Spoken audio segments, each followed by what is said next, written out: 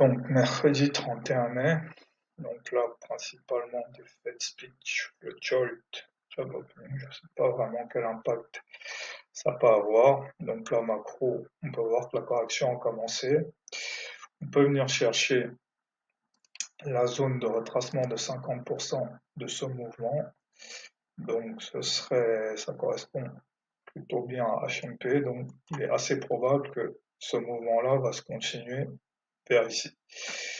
Donc là, pour ces raisons-là, ici, on peut vendre ici parce qu'on a plutôt quelque chose qui le confirme au niveau macro.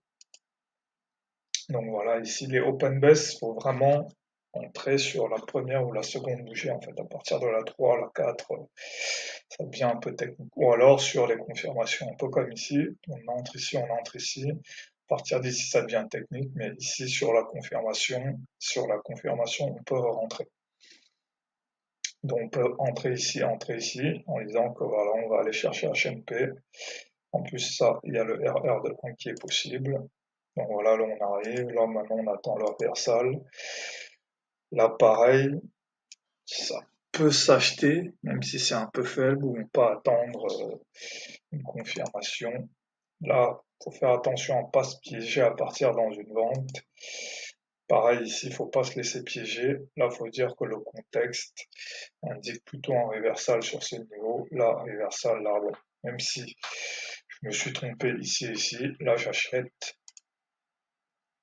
Là, 18, c'est pas encore le moment d'être agressif. D'après ce que j'ai vu, c'est pas forcément le bon moment pour être agressif, mais bon, s'adapter aussi, ça peut aussi être le bon moment. Mais bon, là, j'attends. Là, j'ai mon setup optimal. Donc là, reversal, confirmation, échec de la tentative de reprise, là, ici, achat ici. Là, maintenant, je peux commencer à accumuler en me disant, on va revenir ici. Voilà, là, je pense pas que je l'aurais fait, mais là, c'est des moments où je pourrais accumuler vraiment beaucoup de positions. Ici, ici, ici, en me disant que on va revenir ici. Ça, c'est des choses pour le futur, mais ça pourrait être fait ici. Et là, je vois que si je commence à accumuler ici, là, ici, j'ai ici RR de 4, ici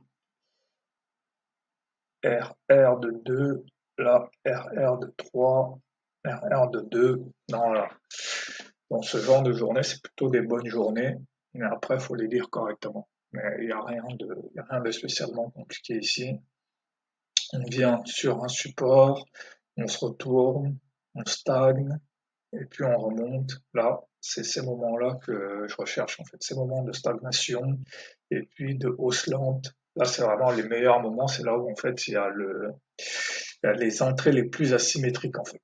Voilà, pour comparer à ici, par exemple, qui est une journée de hausse forte, les entrées ici sont moins asymétriques, en fait.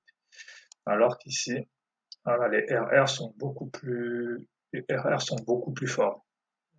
Apprendre à voir ce genre de lecture. Bon, voilà le DXY et en ici.